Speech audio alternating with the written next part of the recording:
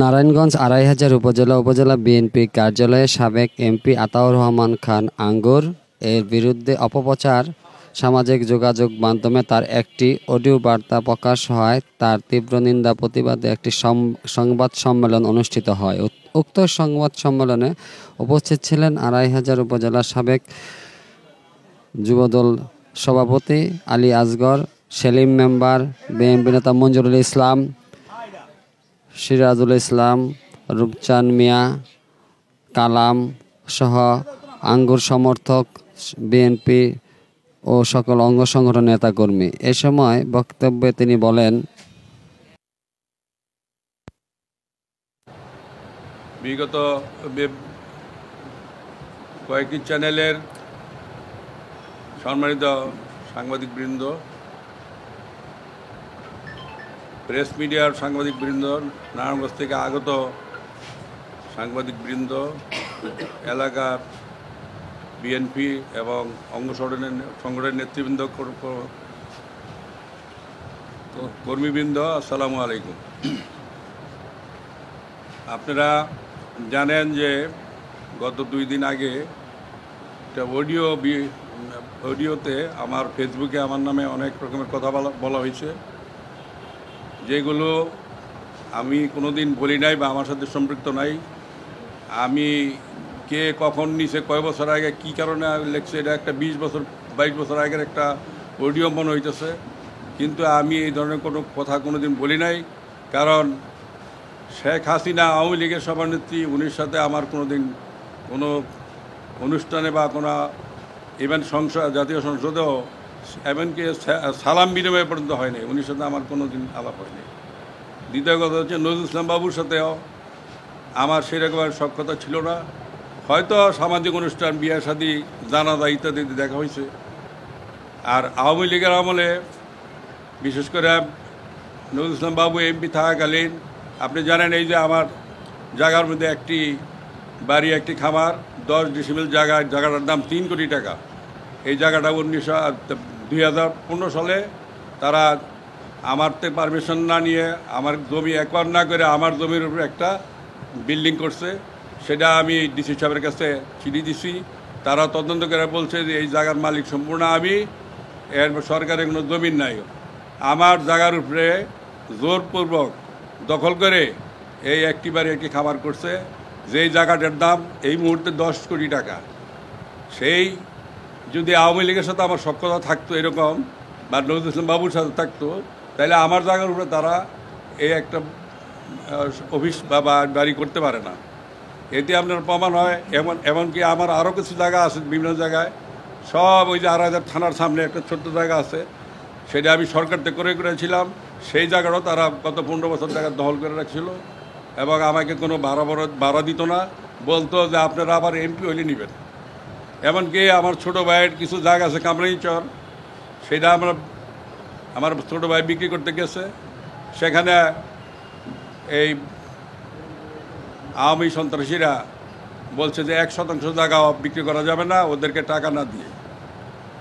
যেখান থেকে আওয়ামী লীগের যেসব আচরণ, এই আচরণের করার পর আমি যে ক্ষতিগ্রস্ত হয়েছি, সেখানে কিভাবে আসে যে আমি আওয়ামী লীগের সাথে নেতার সাথে হয়েছে। এর মধ্যে আমরা সব আপনাদেরকে নিয়ে করেছি, ঢাকায় করেছি।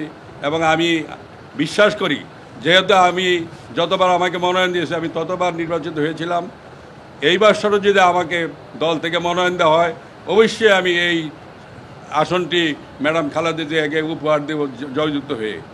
যদি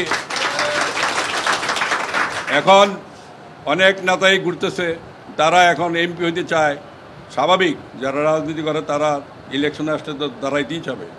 তাদের জনপ্রিয়তা কতটুকু তারা নিজেরা বুঝে ফেলছে। বুঝে পড়ার পরে এখন তারা বিভিন্নভাবে নানান গুজব ছড়ায় আমাদের বিএনপির ভাবমূর্তি ক্ষুণ্ণ করছে। এবং কিছুদিন আগে আপনারা জানেন, পুরা থানাব্যাপী চাঁদাবাজির একটা মহোৎসব চলছে। কারা করছে সেটা আপনারা জানেন। তারাই যদি এখন বলে যে চাঁদাবাজির বিরুদ্ধে আমরা আন্দোলন করতেছি, এটা হাস্যকর। এটা একদিকে চুরি আবার সিনাজুরি, এটা কথা আছে গ্রামের ভাষায়। যাই হোক, কারা করছেন জনগণ জানে। তারাই যদি আবার নির্বাচন আসে, তারা ভোট পাবে কতটুকু এটা আপনারাও জানেন, আমরাও জানি। কথাগুলো খুব দুর্ভাগ্যজনক, দুঃখজনক। এগুলো আমি না বললেও পারতাম, তারপর বলছি যেহেতু আমার নামে তারাই অপপ্রচার করতেছে। সুতরাং এই অডিওতে যে সকল কথা আসছে একটির সাথে আমি সম্পৃক্ত না। এবং আপনারা যারা আজকাল তো আমার স্বর, গলার স্বর আপনি এডিট করে নিতে পারেন, চেঞ্জ করে নিতে পারেন। আপনার স্বরে যদি আপনি কথা বলেন, আমি আপনার স্বরে আরেকজনের সাথে কথা বলতে পারি। এরকম এখন একটা বাড়িয়ে গেছে, মেশিনাতি বাড়িয়ে গেছে। সুতরাং আমার স্পিড যা জন্য যা ভালো কিছু করার সব আমি করব। আমার নামে আপনারা যারাই অপপ্রচার করেন, আপনারা নিজেরা মুখে হাত দিয়ে বলেন যা বলছেন সত্য বলছেন না মিথ্যা বলছেন, অসত্য বলছেন। আমি মনে করি আপনারা সমস্ত অসত্য কথা বলছেন। আপনাদের সাথে জনগণ নাই, আপনি এটা বুঝতে পেরেছেন। আপনারা আসছেন, ঠিক আছে, মাঠে নামেন না। আমার জনপ্রিয়তা ঈর্ষান্বিত হইয়া আপনারা করবেন, এতে কেন জনপ্রিয়তা বাড়বে না? আমার বিরুদ্ধে যদি আপনারা কথা বলেন, আপনার 12টা ইউনিয়ন ছিল, এখন 10টা ইউনিয়ন, 2টা পৌরসভা, যেখানেই যান আপনারা কিন্তু একটা কথা শুনেন যে আঙ্গুর সাহেব তো অ্যাক্টিভ হয়েছে এখন, বা আরও আগেও ছিল, আগে এমপি ছিল, উনি কি ইলেকশন করবে না? আপনারা নানান কথা বলেন। অবশ্যই ইলেকশন করব।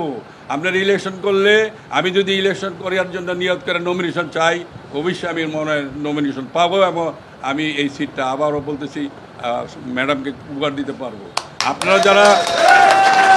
আপনারা যারা এমপি হইতে চান, আপনাদের বয়স কম আছে, ভবিষ্যতে আপনারা হবেন, আপনারাই তো হবেন। আমাদের কিন্তু এই টার্মে আমি হইতে চাই, করতে চাই। এখন আমি অ্যাক্টিভ আছি, আমি করবো ইনশাল্লাহ। 4বার হয়েছি, 4বারই জয়যুক্ত হয়েছি, আরেকবার হইতে চাই। আর আপনারা যারা হইতে চান, একটু লাইন ধরেন, কিউ ধরেন, মানুষের সাথে ভালোবাসেন, ভালো আচরণ করেন, মানুষকে ভয়ভীতি দেখেন না। আওয়ামী লীগ যেটা করেছে সেটাই যদি আপনারা করেন, আপনাদের সাথে লোকজন থাকবে না। আপনারা বরঞ্চ আমার সাথে থাকেন। আমি তো আড়াই থানার নেতৃত্ব দিয়েছি, আমার সাথে থাকেন। আপনাদেরকে আমি আপনাদের জায়গায় বসাই দেব। কাজেই আপনারা এখন, আমার কথা হচ্ছে, আপনারা সাংবাদিক বাইরে আসছেন, একটু দেখবেন যে আমার নামে যে মিথ্যা অপবাদ করা হয়েছে, এটা যেন আর এটার কড়া প্রতিবাদ জানাই। আমি এটা অস্বীকার করতেছি, এটা আমি করি নাই। সেইভাবে আপনারা তুলে ধরবেন।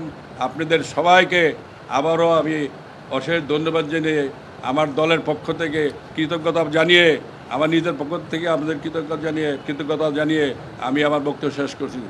খোদা হাফেজ। বাংলাদেশ জিন্দাবাদ, বাংলাদেশ জাতীয়তাবাদ দল জিন্দাবাদ।